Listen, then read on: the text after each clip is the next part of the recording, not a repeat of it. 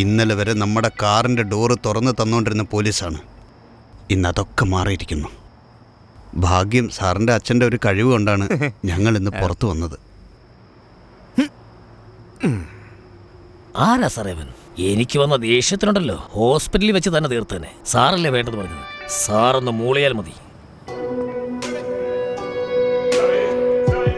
നിങ്ങൾ 3 പേരും എൻ്റെ ബിനാമിയാന്ന് ഇന്നലെ വരെ പെരുമാളിൻ്റെ അനിയന് പോലും അറിയില്ല. പക്ഷേ അവനത് അറിഞ്ഞിരിക്കുന്നു.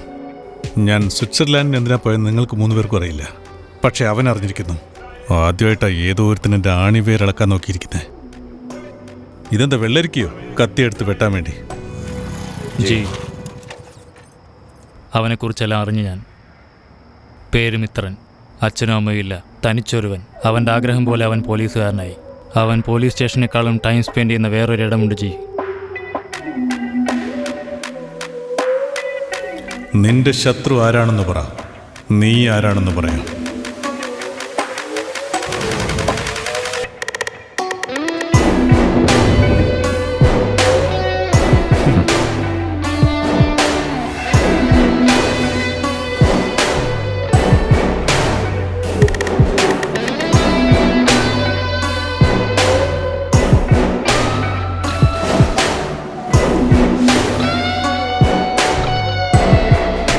എനിക്കൊന്ന് പറയാനുണ്ട് സാർ. സാറ് പറഞ്ഞതുപോലെ തന്നെ അതിൻ്റെ ജീവിതമാക്കി ഞാൻ ജയിക്കും. കൺഗ്രാറ്റുലേഷൻസ്.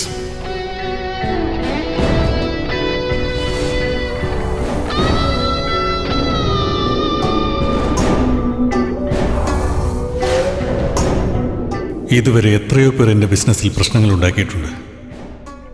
അവരെയൊന്നും ശത്രുവായി പോലും കരുതാതെ മൂട്ടയെ ഞെരുക്കുന്ന പോലെ ഞെരുക്കി കൊന്നിട്ടുണ്ട്. പക്ഷേ ഇവൻ അവരെ പോലെയല്ല. എന്നെ അടിയോടെ വീഴ്ത്താൻ ഇറങ്ങിയിരിക്കുക. എൻ്റെ പാരൻസ് ആരാണ്, ഞാൻ എവിടെയാണ് ജനിച്ചത്, എത്ര വരെ പഠിച്ചു, എൻ്റെ ബിസിനസ് എന്താ, എൻ്റെ പാസ്റ്റ് പ്രസൻസ് എല്ലാം വ്യക്തമായി അറിഞ്ഞു വെച്ചിട്ടുണ്ട്.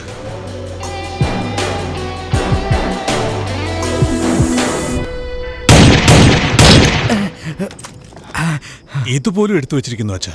അതെ, ഇതെന്തിനാ ഇതൊക്കെ എടുത്തു വെച്ചേക്കുന്നേ? Shocking and surprising. ചെറുക്കനാകെ ഫീലിംഗിലാണല്ലോ. അവനെക്കുറിച്ച് അറിയണം.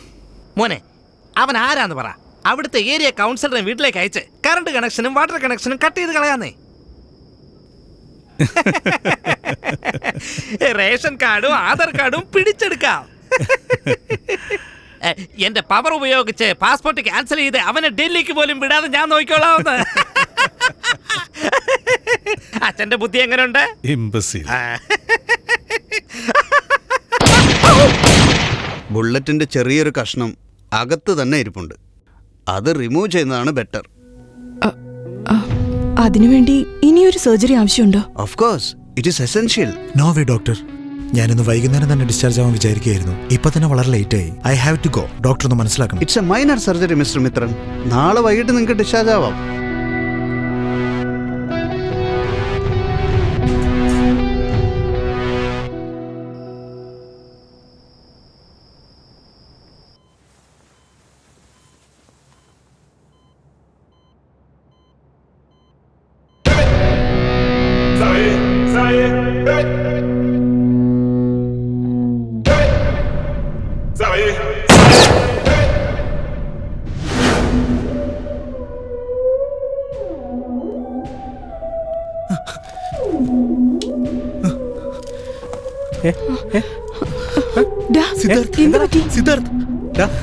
നീ എന്തൊക്കെയാ പറയുന്നേ? സിദ്ധാർത്ഥ് ഒന്നുകൂടെ. എന്തൊക്കെയാ നീ പറയുന്നത്? എന്തൊക്കെയാ കാണിക്കുന്നത്? മിത്രൻ, എന്നോടാ പറയുന്നേ? എന്തൊക്കെയാ കാണിക്കുന്നത്? അതല്ലടാ, ഞാൻ അവനെ കണ്ടതാ. സർ, നിങ്ങൾ എന്താ ഈ കാണിക്കുന്നേ? സെഡേഷൻ തന്നതല്ലേ, നിങ്ങൾ സ്ട്രെയിൻ ചെയ്യാൻ പാടില്ല.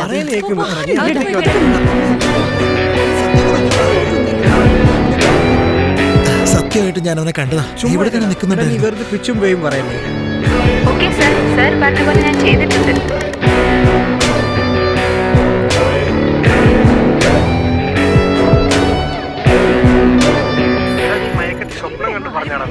മയക്കത്തിലൊന്നും പറയുന്നല്ലടാ.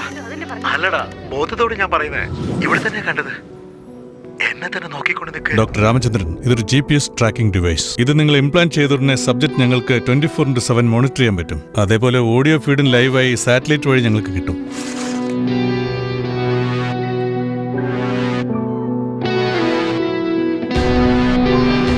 ഇനി അവൻ എന്തു ചെയ്യുന്നു, ആരെ കാണുന്നു, എന്തു പ്ലാൻ ചെയ്യുന്നു, ഒരു ഫുൾ സ്റ്റോപ്പ് കോമാ മിസ് ആവാതെ എനിക്ക് മനസ്സിലാക്കാൻ പറ്റും. നീയല്ലടാ പറഞ്ഞത് അവൻ ഇന്ത്യയിലില്ലാന്ന്? പിന്നെ എങ്ങനെയാ മിത്ര അവൻ ഇവിടെ വരുന്നേ?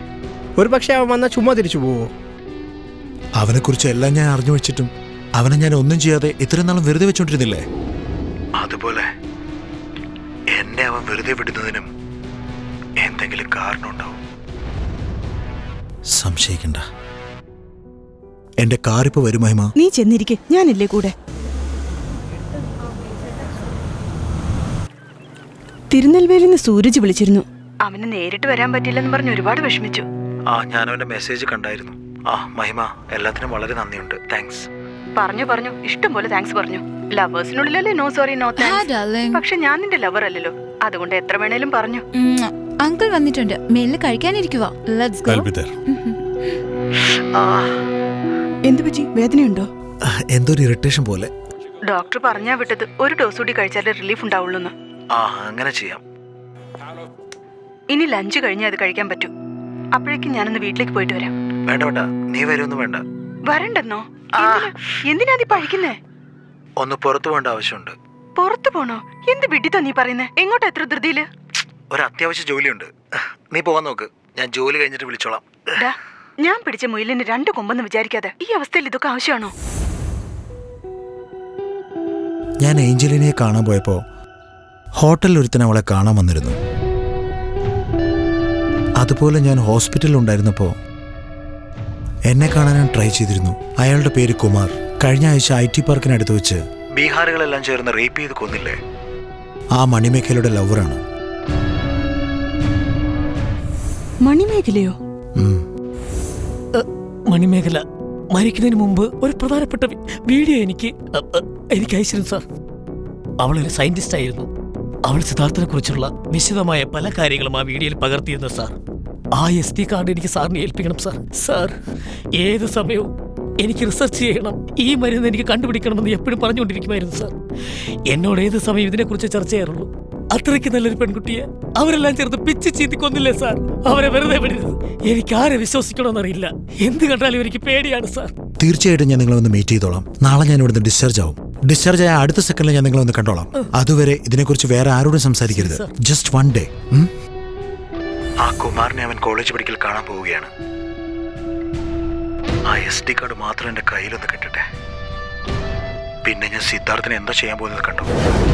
സർ ഒരു ജെന്റിൽമാൻ ആണെന്നാണ് ലോകം കരുതിയിരിക്കുന്നത് സർ. സർ പ്ലീസ് സർ, ഇത് നമ്മുടെ നാട് കണ്ടുപിടിച്ചതാണെന്നാണ്. ലോകത്തിലുള്ള എല്ലാ മെഡിക്കൽ ഇൻഡസ്ട്രിയും ഇന്ത്യയുടെ അടിമയാകും സർ.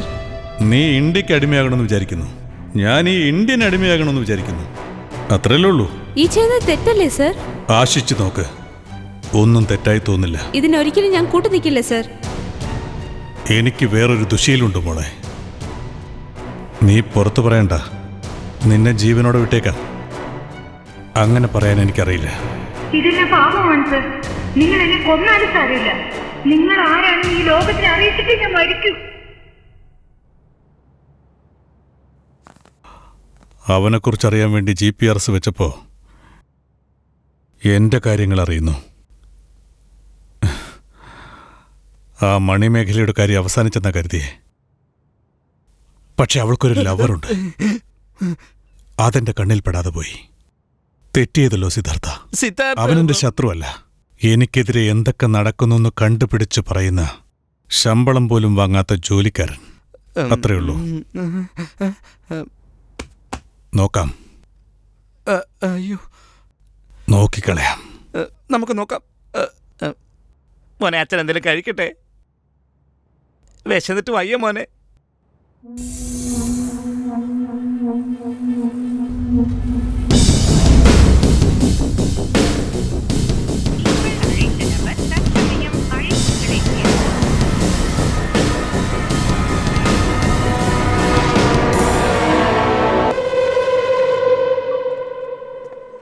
വേറെന്തൊക്കെയാ കാണാതെ പോയത്? എവിടെ ഇരിക്കേ ജന, നീ ഇപ്പൊ തോട്ടക്കാടല്ലേ ഉള്ളത്? എന്തെങ്കിലും പ്രധാനപ്പെട്ട ജോലിയാണോ? അപ്പടിയൊന്നും ഇല്ലടാ, ചെറിയൊരു മോഷണ കേസ്. എന്താട്ടാ വിളിച്ച പറ. Okay listen Kumar, 25 medium bell ഒരു SD കാർഡ് വെച്ചിട്ടുണ്ട്. അതിൽ സിദ്ധാർത്ഥിനെതിരായിട്ടൊരു പ്രധാനപ്പെട്ട തെളിവുണ്ട്. അതെനിക്ക് തരാമെന്ന് പറഞ്ഞിരിക്കുകയാണ്. തോട്ടക്കാട് നിന്ന് 30 കിലോമീറ്റർ ദൂരെ ഞങ്ങൾ മീറ്റ് ചെയ്യാമെന്ന് പറഞ്ഞിരുന്നതാണ്. ഞാൻ വിളിച്ചു നോക്കിയിട്ട് റെസ്പോൺസ് ചെയ്യുന്നില്ല. I suspect some fouls play. എനിക്ക് സ്പോട്ട് വിട്ട് പോകാൻ പറ്റില്ലടാ. സപ്പോസ് അയാൾ വന്നെങ്കിലോ? ഒരു ഹെൽപ്പ് ചെയ്യാമോ നിനക്ക്? 172/16 തിരുമംഗലം സ്ട്രീറ്റ്. ഇതാണ് അവന്റെ അഡ്രസ്. നീ തന്നെ പോണം, വേറെ ആരെ അയക്കരുത്. തിരുമംഗലം സ്ട്രീറ്റ് അല്ലേ? ഇവിടെ അടുത്താ, ഞാൻ പോയി നോക്കാം. താങ്ക്സ് ഡാ. കോൾ വിക്കി. ജി, അവിടേക്ക് ജനാന്ന പേരിലെ പോലീസ് ഓഫീസർ വരുന്നുണ്ട്. അവന്റെ കയ്യിൽ ആ കാർഡ് കിട്ടാൻ പാടില്ല. Got it. ഏതോ പോലീസുകാരൻ വരുന്നുണ്ടെന്ന് വേഗം അന്വേഷിക്കേ.